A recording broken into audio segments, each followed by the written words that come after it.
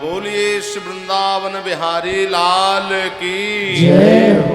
सप्ताह ज्ञान यज्ञ की जय हो। श्री स्वामी जी महाराज की जय हो। पिताजी, ऐसी कोई जगह है ये नहीं है जहां मेरे प्रभु ना हो। मेरे प्रभु तो सर्वत्र हैं, हर जगह हैं। हिरण्याकश्यप बोला कि मूर्ख तू कहता है कि मेरे प्रभु सर्वत्र हैं, हर जगह हैं।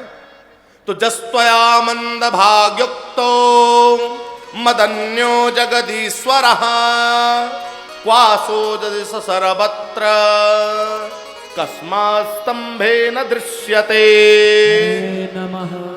ये बता, तेरे प्रभु हर जगह है तो क्या इस खंभ में है? तो प्रहलाद जी बोले अस्ति, अर्थात मेरे प्रभु इस खंभ में है। हिरण्याकश्यप बोला बस अभी तलवार लाता हूं और तेरे को और तेरे भगवान विष्णु को आज मैं छोड़ूंगा नहीं। तलवार लेने के लिए महल में चले गया हिरण्याकश्यप। तो जय श्री राम। गोविंद गाले गोपाल गाले, गोविंद गाले गाले, गोविंद गाले गोपाल गाले, गोविंद गाले गोपाल गाले। जीवन की नैया को पार लगा ले, जीवन की नैया को पार लगा ले, जीवन की नैया को पार लगा ले, जीवन की नैया को पार लगा ले। गोविंद गाले गोपाल गाले, गोविंद गाले गोपाल गाले, गोपाल गाले गोविंद गाले, गोपाल गाले गोविंद गाले, गोविंद गाले गोपाल गाले, गोविंद गाले गोपाल गाले। तो प्रहलाद जी बोले अस्ति, मेरे प्रभु इस खंभ में है। हिरण्याकश्यप तलवार लेने के लिए महल में चले गया। अब प्रहलाद जी अपने मन में सोच रहे हैं कि मैं बोल तो दिया मेरे प्रभु इस खंभ में है, कह तो दिया, लेकिन पूछ लूं आए हैं कि नहीं आए हैं, और नहीं आए होंगे तो बुलाऊंगा। तो प्रहलाद जी धीरे से अपने कान को खंभे में लगाए। अब बोले कि प्रभु आप आ गए हो ना। आवाजें नहीं आई भीतर से।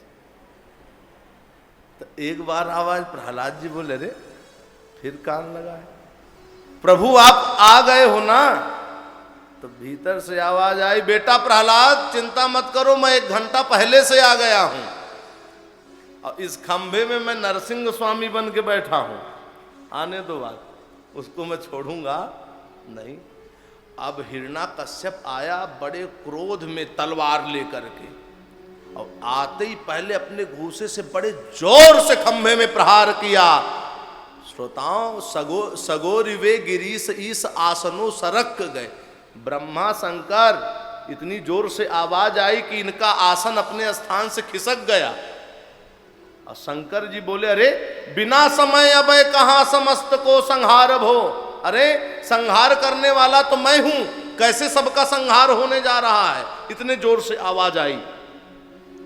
श्रोताओं, अब हिरण्याकश्यप जब तलवार उठाया खंभे में प्रहार करने लगा, तो सुखदेव स्वामी जी कह रहे हैं कि महाराज परीक्षित, सत्यम विधातुम निज भृत्यभासितम व्याप्तिम च भूते स्वखिले स्वचात्मनः अदृश्यतात्मद्भुत रूपमुद्वहन् स्तंभे सभायां न मृगम न मानुषम।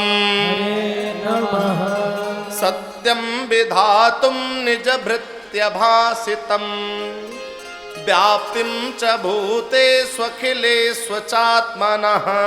देखो, सत्यम विधातुम निज भृत्य भाषितम, अपने भक्त प्रहलाद की वाणी को सत्य करने के लिए भगवान, जो भगवान अदृश्य हैं, जो भगवान कभी किसी को दिखाई ही नहीं देते, लेकिन देखो, भक्त की वाणी को सत्य करना है, इसलिए अद्भुत दृश्यता, भगवान अद्भुत दृश्य धारण कर लिए और खंभे को फाड़ करके नृसिंह भगवान जब प्रकट हुए, उस समय देवतागण दुंदुभि बजाते हुए पुष्पों की वर्षा करने लगे। चारों तरफ से आवाज आई, बोलो नृसिंह भगवान की जय हो जय हो जय हो। नृसिंह भगवान प्रकट हुए, हिरण्याकश्यप को उठा करके पृथ्वी पर पटक दिए। अब अपनी जांघ पर लिटाए, बोले क्यों रे मूर्ख, तूने ब्रह्मा से क्या वरदान मांगा था? अच्छे से याद कर, क्या वरदान मांगा था? कि मेरी मृत्यु ना ऊपर हो ना नीचे, तो देख ना मैं तेरे को ऊपर मारूंगा ना नीचे, अपनी जांघ पर लिटाया हूं। और क्या वरदान मांगा था? कि मेरी मृत्यु ना भीतर हो ना बाहर, तो देख ना तू भीतर है ना बाहर, डेहरी पे लेके बैठा हूं। और क्या वरदान मांगा था?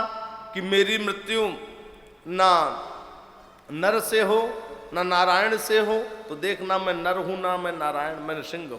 और क्या वरदान मांगा था? कि मेरी मृत्यु न दिन में हो न रात में हो, तो देखना ये दिन है ना ये रात है, सायंकाल का समय है। और क्या वरदान मांगा था?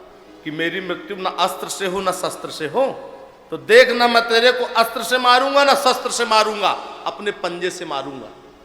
ऐसा कह करके श्रोताओं, निहरिणादनुजेन्द्र विदारणम कृतमहो निज दास कृपालुना, न च शशि न नभो न भोगणा, न रजनी न दिवाकरः, हरे नमः निहरिणादनुजेन्द्र विदारणम।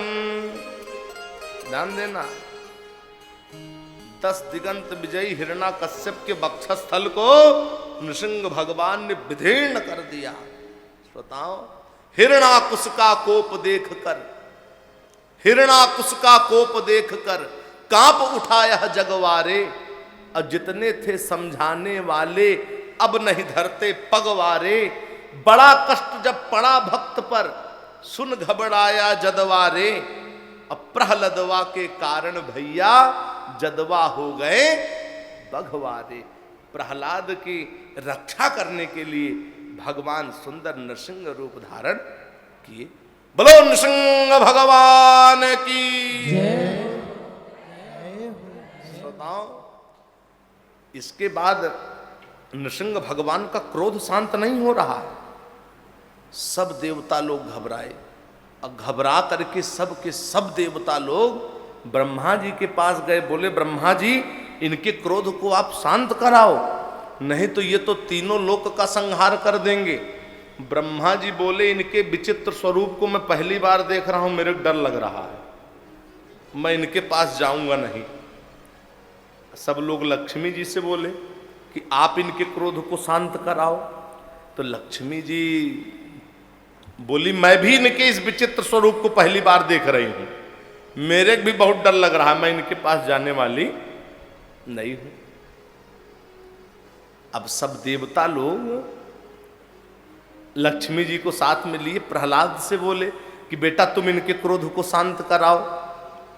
तो प्रहलाद जी दोनों हाथ जोड़ करके गए नृसिंह भगवान के पास और खड़े हो गए। नृसिंह भगवान बड़े प्रेम से प्रहलाद जी को उठाए, गोद में बैठा लिए और क्या बोले, बड़े ध्यान से सुनना।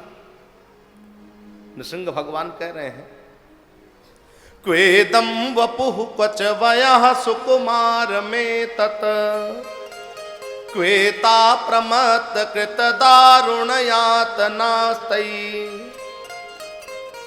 अरे बेटा प्रहलाद, कहाँ तुम्हारी कोमल सुकुमार शरीर, और इस दैत्य के द्वारा तुम्हारे ऊपर अनेकों कठोर प्रहार किए गए। पुत्र, मैंने तुम्हारी रक्षा भी की, लेकिन अगर आज मेरे प्रकट होने में थोड़ी सी देरी हो गई हो, क्षमा करना। कम वा दयालु, भगवान से बढ़कर दयालु कोई होगा? क्या कह रहे हैं भगवान प्रहलाद से कि बोले प्रभु प्यारे अति कोमल तिहारे अंग, असुर ने मारे मम नाम एक गाने से। गिर से गिराए अरु अग्नि में जलाए, हाय कमी नहीं राखी पुत्र तुमको सताने में। उर से लगाए लपटाए कहें बार बार, करुणा स्वरूप बने करुणा दिखाने में। मंजुल मुखार बिंद चोम चोम कहे प्रभु,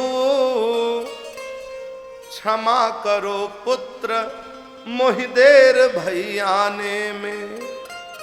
क्षमा करो पुत्र मोहि देर भई आने में। भगवान के नेत्रों से अश्रुओं की धारा बह चली।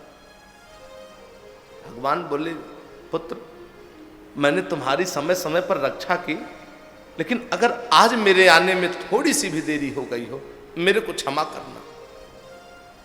मैं तुम्हारे ऊपर बड़ा प्रसन्न हूं, कहो क्या वरदान चाहिए। प्रहलाद जी बोले, प्रभु मैं वरदान नहीं चाहता, मैं आपकी कृपा चाहता हूं, दया चाहता हूं। भगवान बोले, कहो कौन सी कृपा कर दूं, बताओ। प्रहलाद जी बोले कि नाथ, पहली कृपा आप ये करना कि आज से मेरे खानदान में किसी को अपने हाथ से मत मारना। भगवान बोले ठीक है, क्योंकि प्रहलाद देखे थे ना उनके पिता को भगवान कैसे मारे थे, तो भगवान बोले ठीक है, आज से तुम्हारे खानदान में मैं किसी को अपने हाथ से नहीं मारूंगा। और कौन सी कृपा करूं। प्रहलाद जी बोले कि नाथ एक कृपा ये कर दो, हमारे पिता को अनेक योनियों में न भटकना पड़े, उनका उद्धार हो जाए। भगवान बोले, पुत्र तुम्हारे पिता का उद्धार तो उसी दिन हो गया जिस दिन तुम उनके बालक बन करके उनके यहां जन्म लिए।